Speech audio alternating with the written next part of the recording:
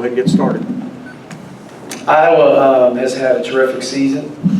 I think they've started probably like a lot of other teams at the beginning of the year one way. And they've had a few injuries that have sidelined some guys, and I think once they've gotten through that, they've really established to be one of the best teams in the country. If it ended today and I had a vote, Luka Garza would be the National Player of the Year. I mean, to go through our league with how our league's played this season and to be averaging 26 and whatever it is, 10 and a half in league play, is about as impressive of a guy so far as you've seen. I also think, when you look at their team, they're getting a lot of contributions from a lot of guys. And offensively, they're as lethal as any team that you're going to play in a lot of different ways. Inside, transition, and outside. Wieskamp, very underrated. Doesn't get the recognition or the credit that maybe some other guys do nationally. But again, another guy averaging 18, 19, 20 a game in our league is just, it's amazing the way they play. They really move the ball, they share it, and offensively, like I said, they've really got their deal. They change their defenses, they can press you, they can switch to their zones, man-to-man. So they got a lot of different things that they bring to the table, but Fran's done a great job with this team. And to me, playing as well as anybody in the league, and they have a guy that could really lead them to a Final Four in terms of how dominant he is right now with how he plays. So one of the best teams, if not maybe the best team we've played all season. Okay. John? You talk about how consistent Garza's been. I mean, how much is it maybe defensively an emphasis to try to shut down the guys around him, knowing he's going to kind of get his? Without question, they're a good team, and I think as you want to throw the kitchen sink at him, they make shots from a number of different guys. They run great offense in terms of their pace and their movement. I'd say C.J. Frederick, Wieskamp, those two guys in particular can hit you for huge nights from three. Toussaint, as a freshman, is really, really stable, their force in terms of running their show.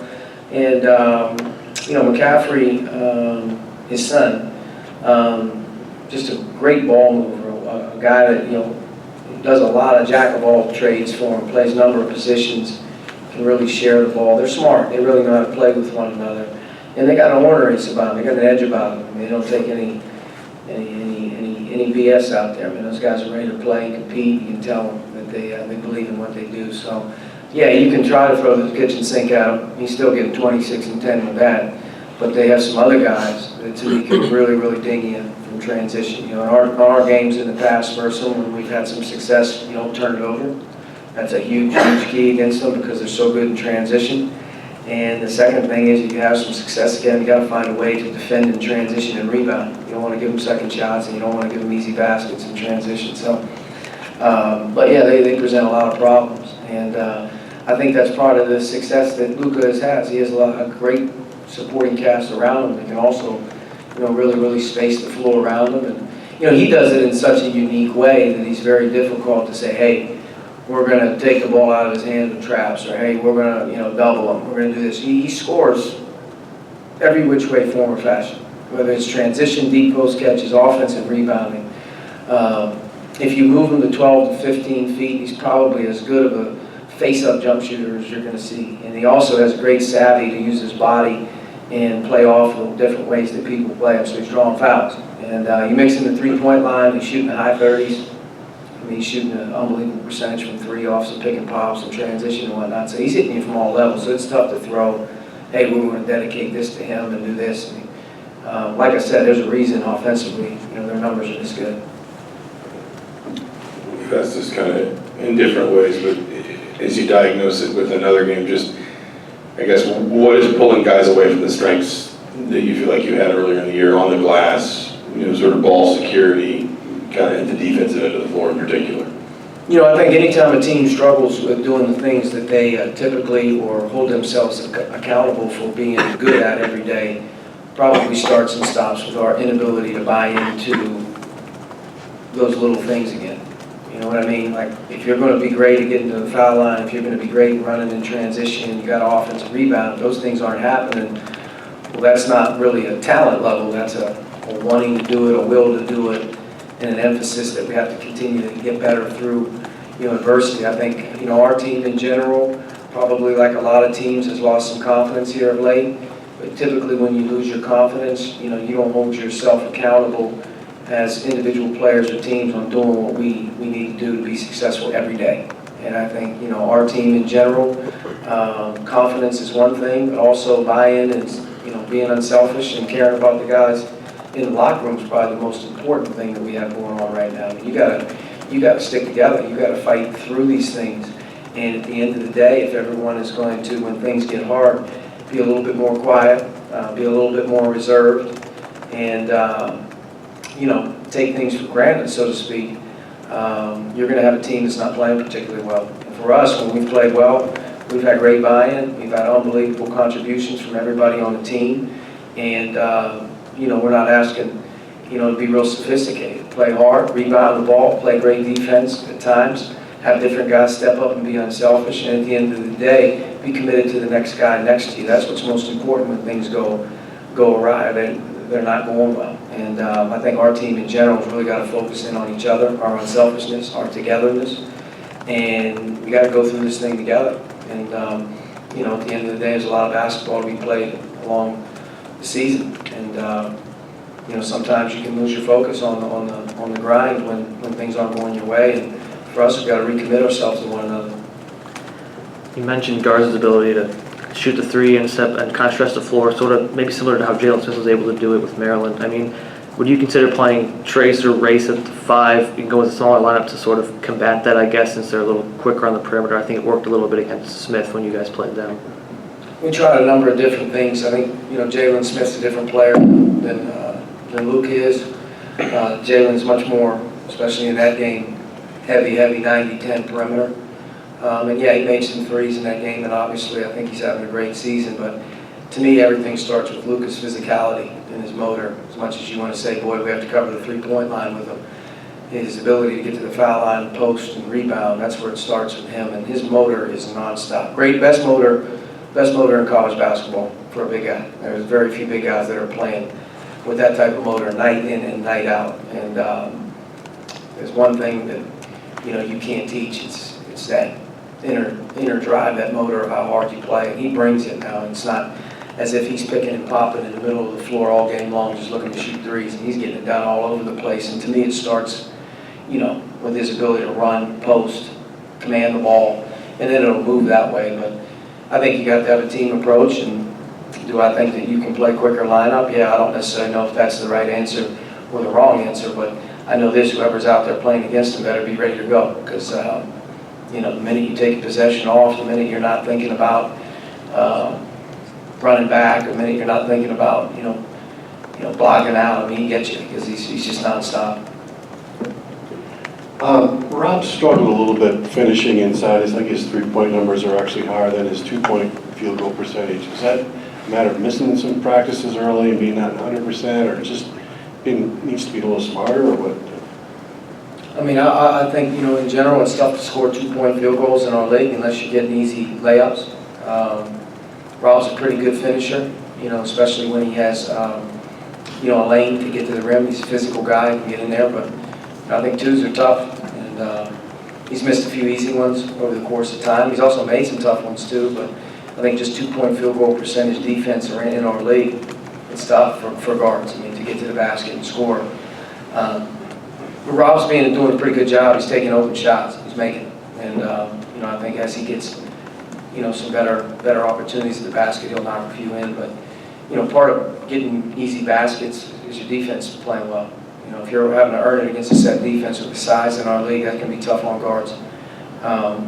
Where you get some good two-point field goal percentage defensive run-outs, two-on-ones, transition opportunities. But in half court with the size in our league, shot blocking, physicality, it's tough sometimes for guards to be able to knock them down. Now, he's had some games where he's left some on the table where he can do probably a better job of finishing. But, Rob right now, he's just got to stay with it. He's got a great attitude. He's working hard. And, I think the fact that he's been able to establish he's a confident shooter right now is a big thing for us.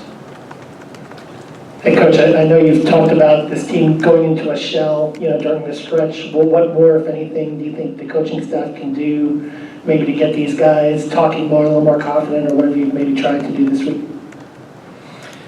I'm sure every coach plays, Dr. Phil, I mean, every day with your guys. You're always looking for different ways to motivate them.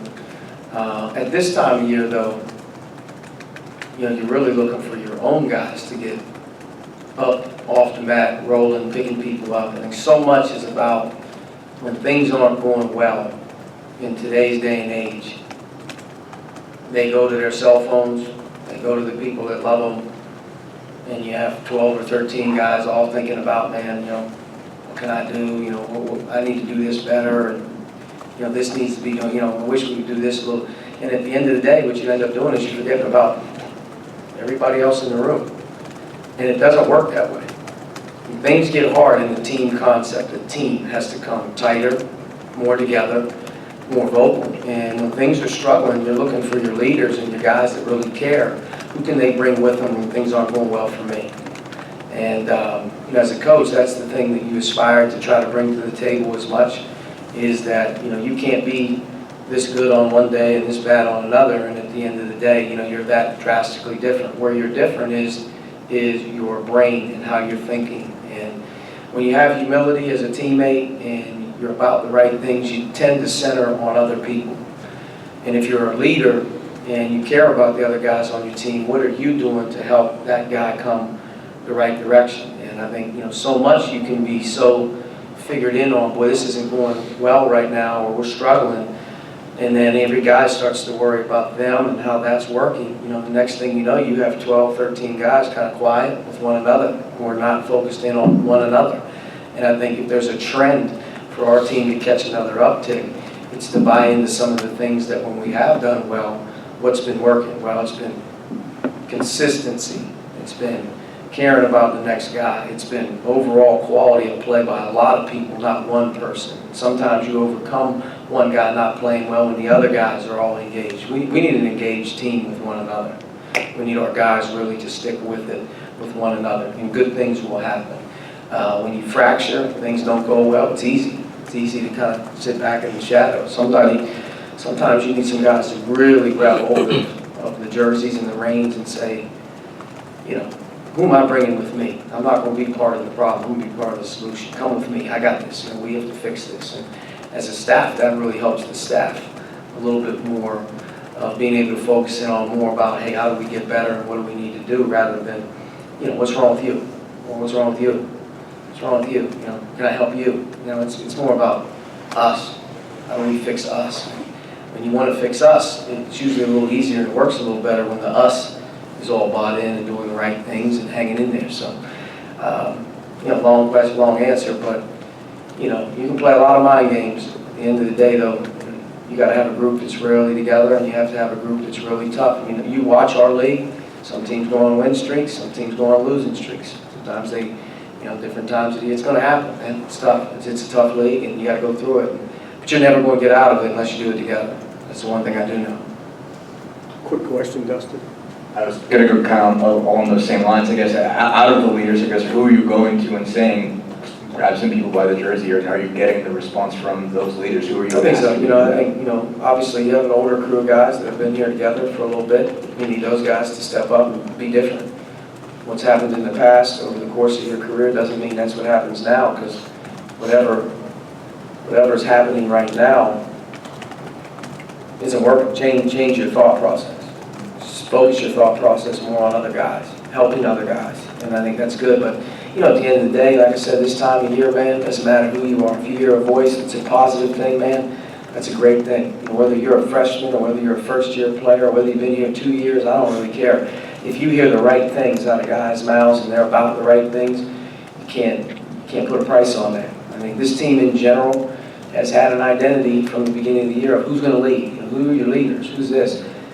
There's no better time to emerge. There's no better time to grab it. You don't have to be an old guy right now to open your mouth and to speak. And I think in general our team has to find some guys that want to step outside themselves, grab more people, care about about what the other guys going through, not just yourself. And when you have a group that's willing to dedicate themselves to each other, it's a lot easier to go to work every day. It's a lot easier to play. All right, Coach, thank you. Yeah, Coach.